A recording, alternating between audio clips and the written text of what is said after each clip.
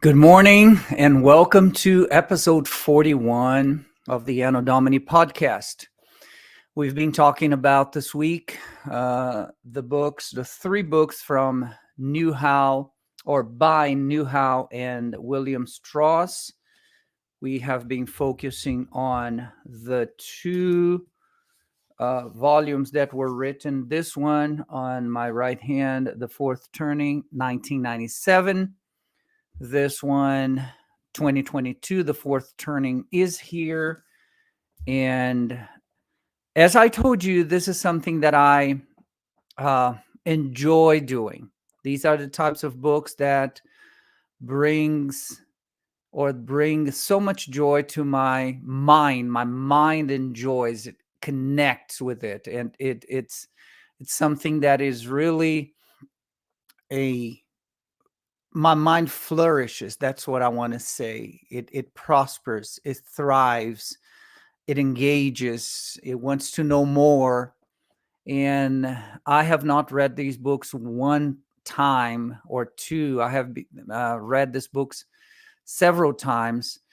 And of course, you don't read it at once from cover to cover. You just read it once and then you go for the things that really caught your attention, the things that really brought or added something to your heart, to your mind, and you just dig deeper there. You go to other books. So fantastic, fascinating books. And as I'm going to show you today, I found a video from Newhow by Newhow from 1997.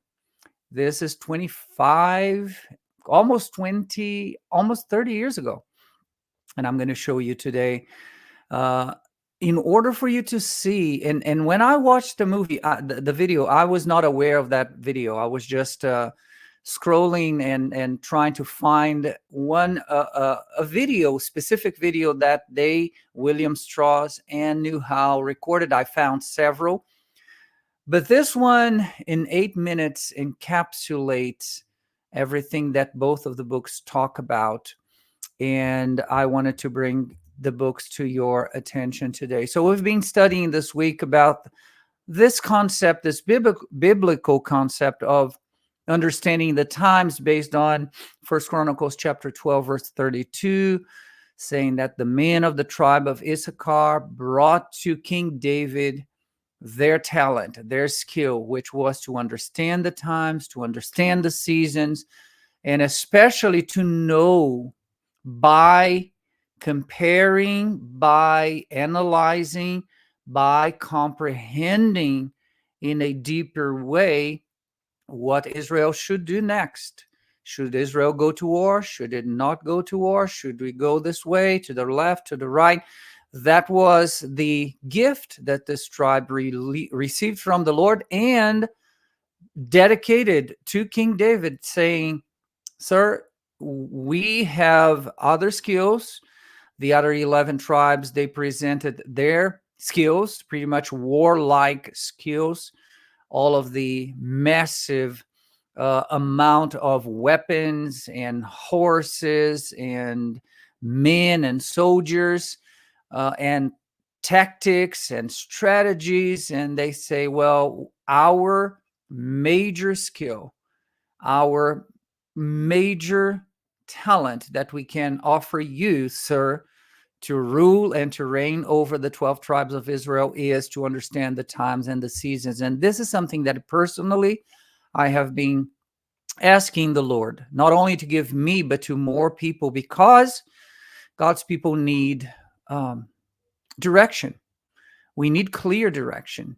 We did not have clear directions when, for example, the pandemic hit in 2020.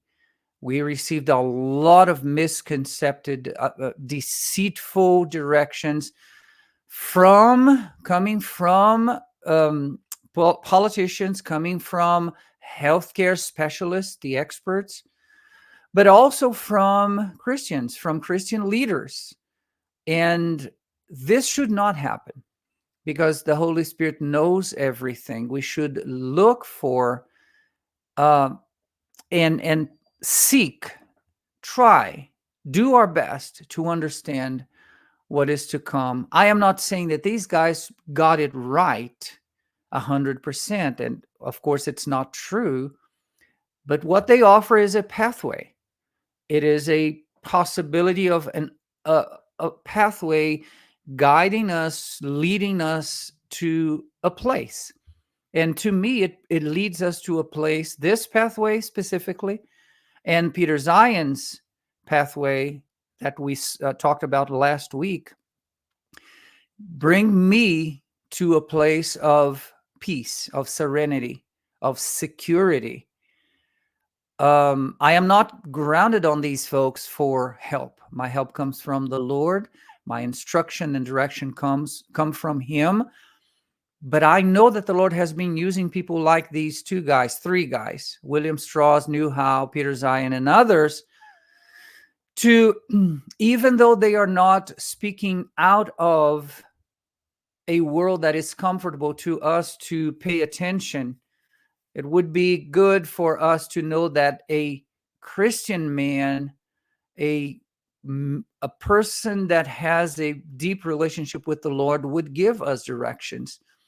This is not the case. As far as I know, I told you, I don't know their religious affiliations, but these things are like donkeys and rocks for me. If they are not Christians, if they are not followers of Christ, they are being used by God as donkeys and rocks to bring at least a possibility of a direction. Look at what may happen. And you will see in the video today from 1997 that Newhow got it so, to the point. And I'm going to show you the video in a bit. So these are the books that we've been studying. We talked about the fourth turning, that America's crisis, the fourth turning, starting according to them 2008, would go maybe to 2030. And here we are, 2024, right in the apex of this that they call crisis, after turnings number 1, 2, and 3, the high, the awakening, and the unraveling. And if you want to get more specific information on that, go back to my Monday's episode when there is a 10-12 minute video, and I put the video there on episode 1 of this week's series on the fourth turning, and you will understand what a high is, what an awakening is, what an unraveling is. And now we're talking specifically about the crisis. Yesterday we talked about how to prepare, how America should prepare, and how we individually should prepare in our families, in our closest circle of friends, our churches, our communities, how we should prepare locally. And he gave us steps toward, very practical steps toward that direction, toward preparation. And today, I told you that I would conclude with a couple of quotes, and again, the video. This is a quote from the Iliad, by Homer, the 6th book. And it just came back to my mind as I was reading and meditating upon these subjects and preparing for this week's series. And the quote goes like this: As is the generation of leaves, Homer said, so too of men.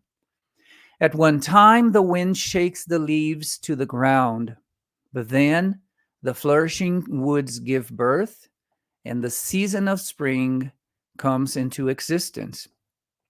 So it is with the generation of men, which alternately come forth and pass away. And as I was pondering and meditating upon this, Ecclesiastes chapter 1, verse 4 came back to my mind. One generation passes away, another generation comes, but the earth abides forever. So these are the cycles of human interaction and human action in this world. And what I wanted to bring to you is, in order to wrap this up, is this book, Generations, The History of America's Future, from 1584 to 2069 by also William Strauss and Newhow. And this is one of the quotes of the book.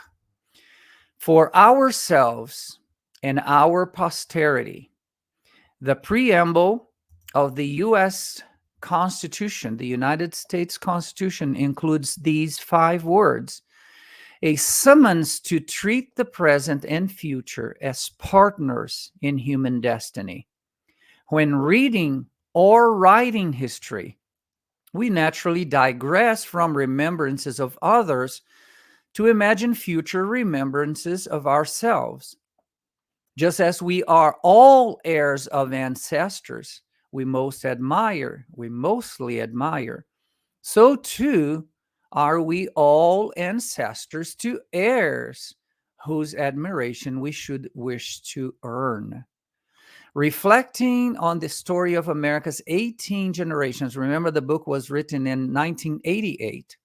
Reflecting on the story of America's 18 generations, we realize that all of us alive today were once posterity in the dim vision of times gone by. And perhaps we will remind ourselves of our sacred obligation to act as kindly toward the future as ancestral generations once did toward us. Isn't that amazing? Just very poetic, but so straightforward and to the point here.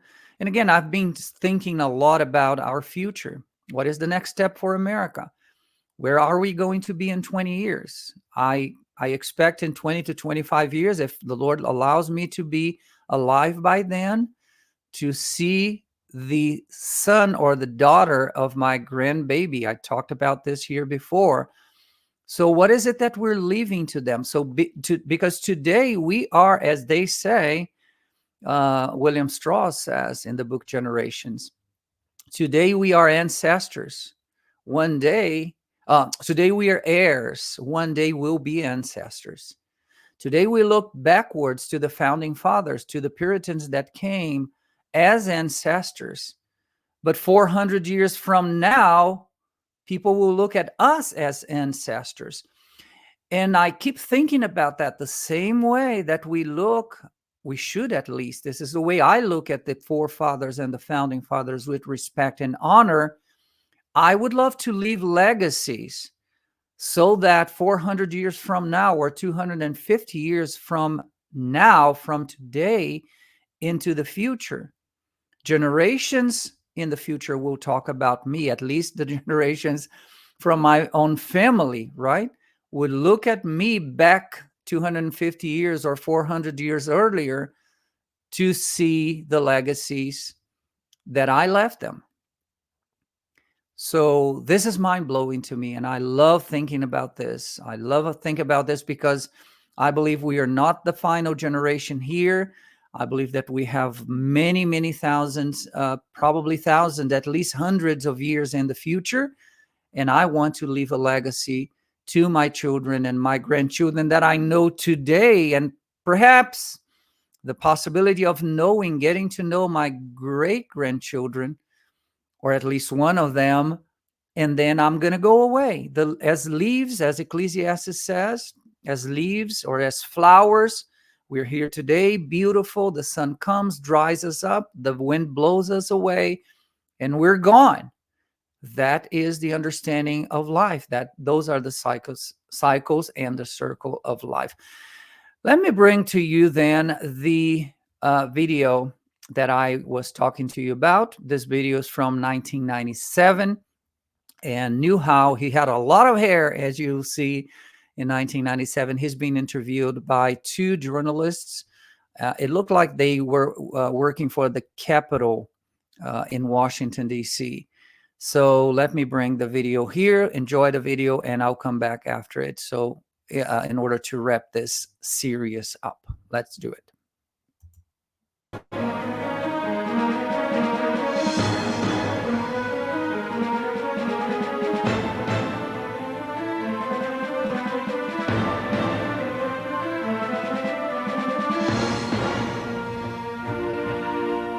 We're back. This is Next Revolution. I'm Brad Keena. With me is Bill Lind. And tonight, joining us at the cafe table in our discussion of what history tells us about America's future is Neil Howe. He's co-author of the book, The Fourth Turning. And we're certainly glad to have you at the cafe table. I think you were right in what you said. Your work, this book, and our theme is certainly a perfect marriage for tonight's show. Well, thank you. I'm glad to be here. There does seem to be a fit, doesn't there? Indeed. What does your book say about the question of whether we are heading into some sort of crisis? And by that I don't mean the manufactured crisis of the moment, but I mean equivalent Real to the crisis, world wars yes. or the Depression. Well, our book, as you described it, takes a very close look at the rhythms of American history. And it does make the following big prediction, that starting about 10 years from now, this country is going to move into an era of crisis, an era of social upheaval and political reconstruction that'll last sometime into the 2020s. We think this is going to be a major threshold for this country, and it's something on par with World War II and the Great Depression, or going back the span of a human lifetime before then, the Civil War, or going back the span of another human lifespan, the American Revolution. It could bring great, obviously great destruction and tragedy, but it also could bring opportunity in the sense that it could allow us as a nation to lift ourselves up to another level of civilization and solve a lot of the problems, certainly a lot of the ones you discuss on this show, which today seem entirely beyond our grasp. And what our book really focuses on is this concept of reverse entropy, because a lot of what you talk about is sort of entropy, going in one direction. Right. Everything running down. The sense of unraveling, Right. exactly. And in fact, that is what we call the kind of era we're in now. We call it unraveling.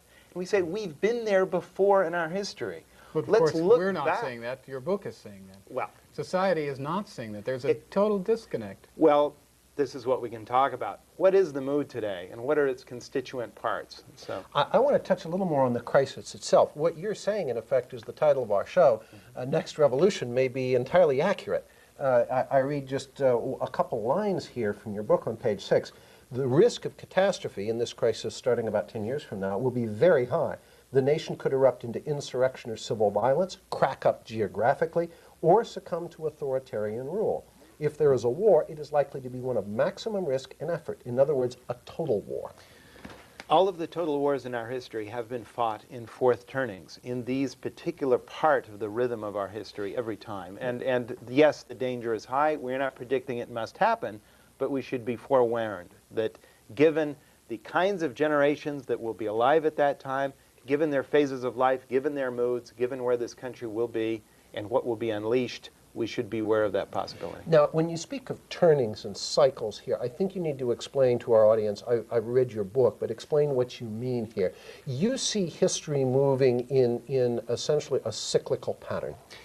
Yes, this is what we call turnings, and obviously the book is called The Fourth Turning. There are 4 of them. In each cycle? In each cycle. How long does a cycle last, roughly? A turning is an era, first of all, that lasts about 20 years or so, the length of a phase of life, about the time a person is born to coming of age in adulthood. 4 turnings make a cycle. We actually use the ancient Roman word saeculum, meaning a natural century, which originally meant the span of a natural human life, a fully lived human life. Now, the first turning is what we call a high. This is a period when it's always a post-crisis period. It's a period when institutions are strong, individualism is weak. Like the time after World War II. The American high. We all recall from 1946 to the death of JFK. Exactly. This is a time when the country feels a great consensus about where it wants to go. Modernism, or earlier variants of that word, the idea of progress is strong. Even if minority groups and individuals feel stifled by the prevailing social discipline. The second turning we call an awakening. This is when institutions are attacked in the name of spiritual and personal autonomy. Like the 60s. Like the 60s and 70s. We date it really going from the campus and inner city revolts in the mid-60s to the tax revolts of the early 80s. And this is, interestingly, this term awakening is kind of a Gnostic origin. I mean, it goes way back, but historians often have referred to the 60s and 70s as America's 4th or 5th Great Awakening, depending on when you start your count in the 18th century or the 17th century. This is also a pattern. Interestingly, though, in this case, it's, if I may say so, a pagan Great Awakening, Yeah, where the right. previous ones have been Christian. I think that's significant. Well, it's also very significant that a lot of Christians today, particularly Boomer age Christians, are now pointing back to the 1960s as the birth of the new kind of Christianity that they're relying upon for the reshaping of the culture, in not only in the 90s but after the turn of the century.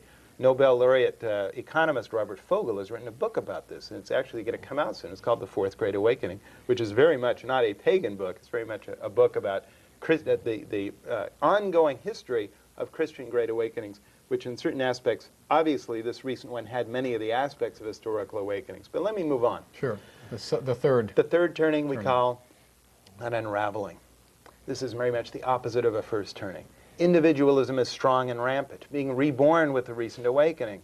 Institutions are weak, discarded, everywhere held in contempt. This is the era we're in today. We're about halfway through an era like that. We've been here before. The 1920s, really the period from around the end, somewhere in the Taft presidency, up until the Great Crash. The 1850s, probably a nadir for government authority in this country. The country was flying to pieces over the question of abolitionism and states' rights. The 1760s, a time of endemic violence in this country. Words like lynching were invented. I mean, no one knew where the colonies were going to go. We've been here before. And then, of course, the fourth turning, which is the reverse entropy we were talking about.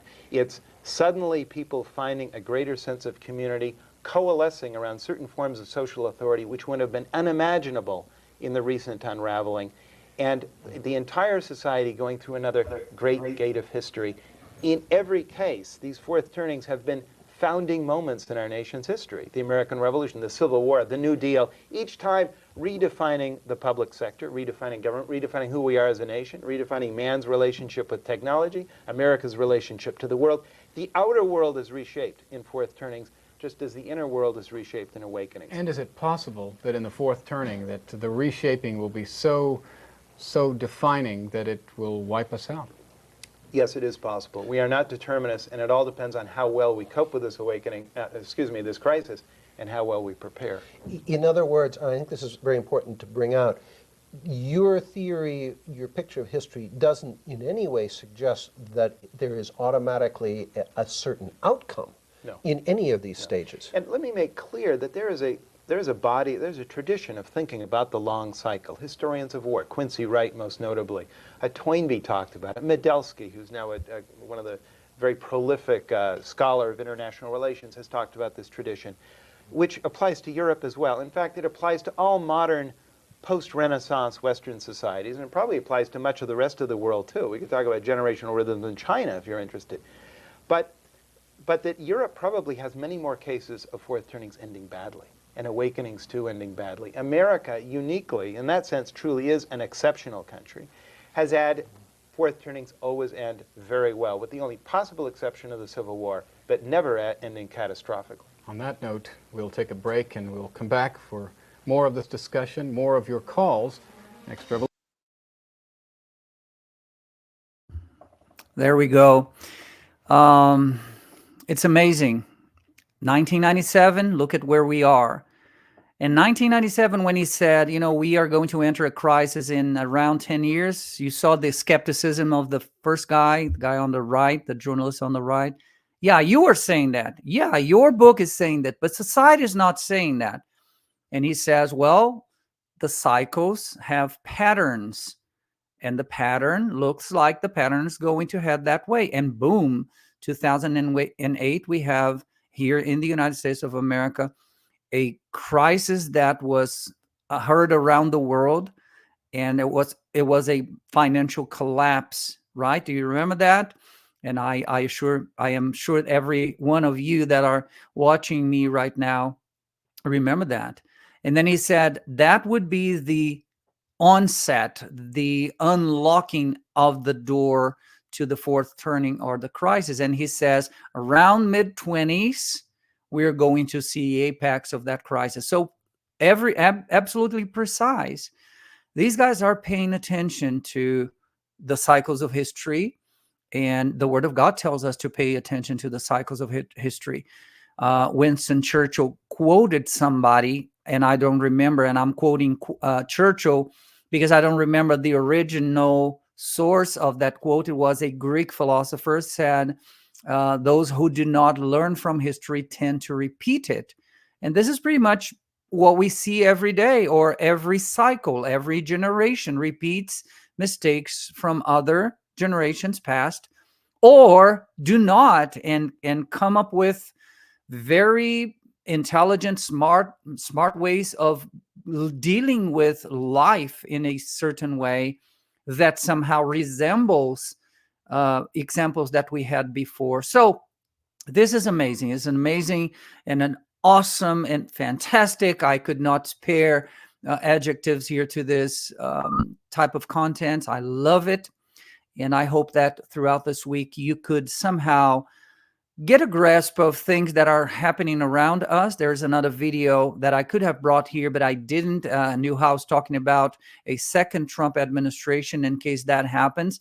I might be bringing it later next week. Because this is something that everybody is interested in knowing what is coming. If Trump comes back, if Kamala makes it, what is going to be the mood of the country and the mood of the world? What is the pathway that is in front of us right now? So with that, I am going to say farewell and appreciate your support, and your watching the videos and sharing the videos. And I hope that somehow this week's series, and especially last week and this week's series, could bring to your heart some light, not heat, but light, so that we can know the pathway in front of us. So may God bless you. Have a wonderful weekend, you and with your family. And we will be here on Monday again with you for the 42nd episode of the Anno Domini podcast. God bless you, and see you there. Oops, not this one.